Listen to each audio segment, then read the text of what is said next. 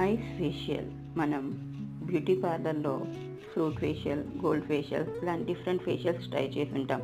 ఈ ఐస్ ఫేషియల్ని మన ఇంట్లోనే చక్కగా ట్రై చేయొచ్చు. ఒక సిలికాన్ మౌల్డ్లో ఈ ఐస్ రోలర్లో వాటర్ని నింపి డీప్ ఫ్రిడ్జ్లో పెట్టినట్లయితే మనకి ఈ ఐస్ రోలర్ అనేది రెడీ అవుతుంది.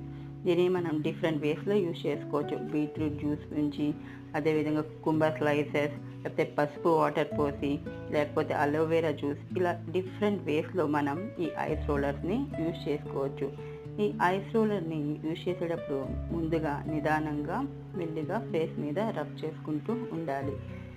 కంటి కింద ఉన్నటువంటి నల్ల చారలు తగ్గిపోతాయి. అలానే ఫేస్ అనేది బ్రైట్గా మారుతుంది.